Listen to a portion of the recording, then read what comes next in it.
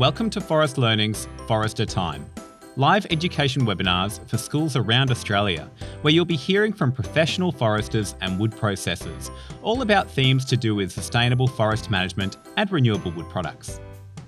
Today you'll be listening to Sarah Maddison from HV Plantations, as she shares her experiences using advanced technologies to help manage forests. Alrighty, so I'd like to talk a little bit about plantation forestry and what I do in the plantation forestry industry. Mostly I work with geographic information systems, which is GIS, remote sensing, such as satellite technology, and using UAVs or drones. Really, it's all about getting good data, and good data equals informed decision making.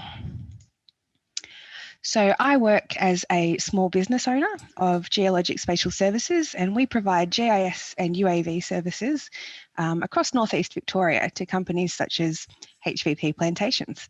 I've also worked for HVP in a variety of roles over the past 5 years, such as GIS officer, harvest planning, stewardship, and currently I'm working on fire salvage and rehabilitation after last summer's big fires. So HVP spans pretty much all across Victoria and a little bit into South Australia, just on the corner there. We have 240,000 hectares of estate. Of that, there's 160,000 hectares of plantation, which is mostly Pinus radiata. And we also have 50,000 hectares of native vegetation that we manage for conservation and heritage reasons. And who are we at HVP? Our staff range from graduate students from uni through to specialists in silviculture, which is the growing of trees, harvesting staff, safety staff, logistics, and some forest scientists as well. Some staff join us straight out of high school and come onto our summer cruise, and others are actually celebrating their 50th year this year.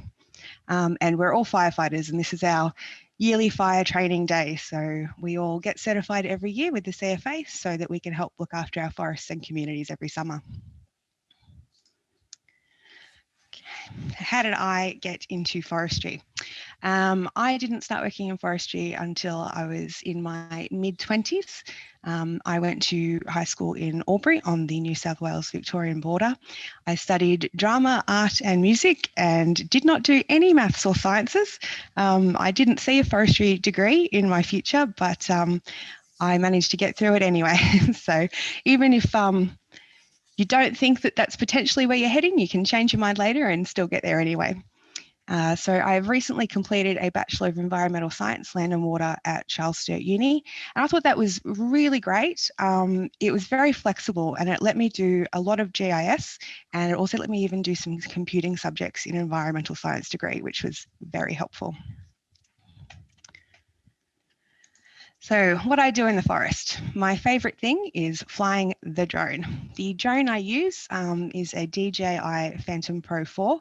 I am sure some of you have seen these, or maybe you have them yourselves. They are really great technology and the price keeps coming down. So they're getting more and more popular out and about. I really like working with this drone as it has some really good features in the forest, like its return to home function.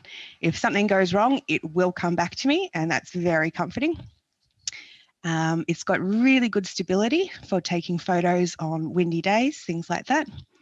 It's got collision avoidance sensors, which are super handy. Those sensors have let me know even when eagles were nearby, and eagles are my biggest hazard when I'm flying the drone in the forest. They aren't scared of anything, and they're tougher than my drone, and they're very interested in what I'm doing.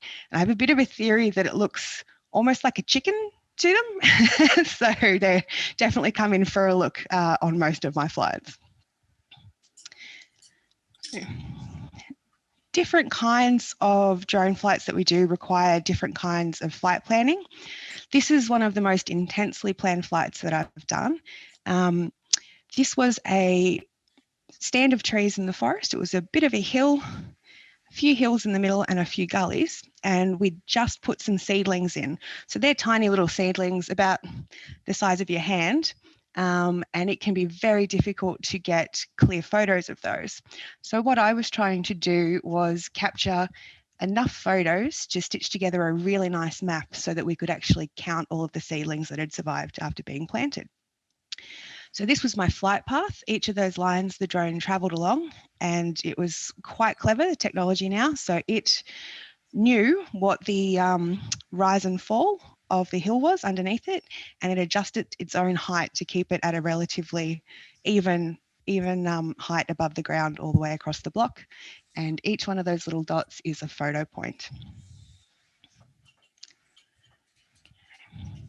Pre-harvest flights are another kind of flight that we do, and that's often a manual flight. So I will fly the drone myself without using flight planning across a block. And what we're normally doing there is looking to see if we have the boundaries mapped right. Is there anything that we need to add to the map for harvesting so that we can do the job in the best possible way? Are there any gaps in the forest where wind might have blown trees over? Those kind of things. Information that we capture on those flights helps us build maps that go straight into the harvesting machines.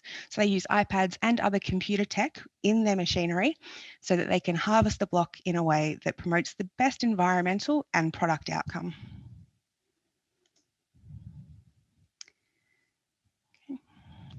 Another one of my favourite flight types is stockpile analysis. We have a lot of quarries in our forest as we need to build a lot of roads to get our trees to where they're going. We took hundreds of images up at this quarry in Shelley. We took them from the top down, and we took them on a whole lot of angles as well, so that we could help build a map to figure out how much rock we had available to us to build roads. These photos produced these maps. The one on the right is all of the images stitched together, and using that we could delineate our rock stockpiles there. 1, 2, and 3 have all been crushed into quite small sizes. 4 and 5 are slightly larger rocks still. What it let us do was then build an elevation model just using the drone's photos and the sonic sensors it has underneath it as it flies.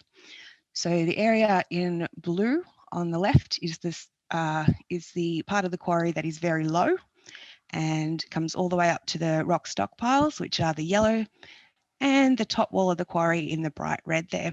So that let us calculate our volumes and figure out exactly how many roads we could build with the rock that we had. Okay, so this is LiDAR is something that's coming into forestry in a very helpful manner now, and it can be done with drone technology similar to building those digital elevation models.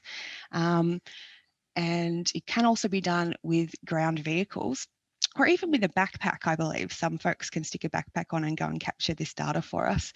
So what it does is it uses LiDAR, light detecting and ranging, to build a data model. Lots of data points kind of build a model of the trees within our forest. So not only do we know how many trees we've got, where they are, we know what condition they're in. We know how long the limbs are, and we know if there's any bending or anything like that. We get a great picture of what is in our forest. Another one of my favourite types of drone flights is stewardship and protected species surveys. So this uses a thermal infrared on our drones, and Gippsland do this a lot more than the northeast of Victoria. Our koalas are fewer and further between, but down in Gippsland in HVP, we will pop a drone up at 4 o'clock in the morning with a heat sensing thermal infrared camera, go and find any koalas that might be sitting in the trees we wanted to harvest that day, and either change our plans or pop them down out of the tree and move them into a safe zone where they are happy and far away from the machinery for the day. We also can use the drone to do survival counts and to look at forest health. So this uses a different kind of near infrared. This helps us differentiate between different types of vegetation, because plants reflect a slightly different colour in the spectrum, in the kind of red infrared that we can't see with our naked eyes. So this can tell us the different plants, and it can also tell us if our plants are sick, if they need any extra treatments. Okay. This is a photo I took when I was looking at forest health, and you can see here that there are some trees that are not green and happy on top. However, I can tell you that if you were walking through the bush, you wouldn't actually be able to see that from the bottom of the stand. So it's very helpful to have that top-down view really close up to see what your trees are doing. And that helps us make decisions about if we might want to do some extra fertilising to look after these trees. And our fertilising can be done by helicopter or by ground. Okay. All of these different kinds of drone flights is basically about capturing new data, good data, and that helps us really plan things down really precisely. For example, if we get boundaries right on our planting maps, then we can count very precisely how many trees and how many seedlings we might need to refill that block after we've done a harvest. So this is my favourite project that wasn't actually using a drone, but what we were using was inventory data captured by people walking through the forest and recording what our trees looked like, harvesting machine GPS data, remote sensing, satellite imagery here as shown on the right, and GIS mapping. And by pulling all of those things together, we could do real-time updates to our operators and staff to tell them how their harvesting operation was going and if it was meeting the expectations of what we thought was in the bush. So this is a block of trees off the Lake Buffalo Carball Road, just south of Myrtleford in northeast Victoria. And I took these photos as the fires came through on, I think it was the 4th or 5th of January this year, just at the end of this block was where I captured these images. And you can see in the satellite, the area here is quite brown and burnt. And we've got some stuff just around the corner that's actually still green and it didn't get burnt at all. So we used a lot of satellite imagery once the smoke had cleared to figure out what kind of impacts the fire had had and to map out our new boundaries accordingly. So using this information, we planned to harvest our burnt areas, and using the inventory information we already captured, we calculated what kind of products we might be able to get from the trees that had been burnt. This is then the GPS data that comes back from the harvesting machine every week. So a different colour for every week, and I would then map that in our system using both the GPS data and the satellite imagery to track how the harvesting was going. Okay, so for every tree that gets cut down, we get a GPS point and the harvesting machine reports straight back to us what products it cut out of it. And that helps us build reports like this by joining all of that information together. So if something's going wrong in the bush, we can go and correct it immediately. There are so many innovative tech opportunities coming up in the forestry industry. It just gets more exciting every day as technology gets cheaper and easier to use.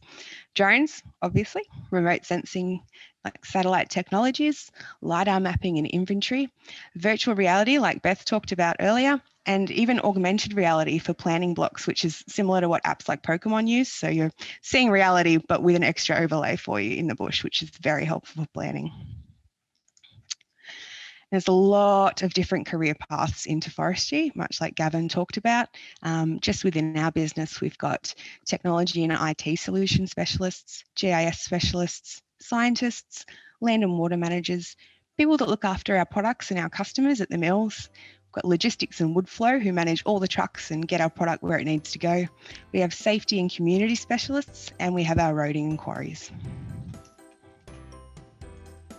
Thank you very much, everybody. And if you've got any questions, pop them in the chat or shout out. Thanks for watching Forest Learning's Forester Time on technology's use in forest management. For further information, head to the Forest Learning website at www.forestlearning.edu.au.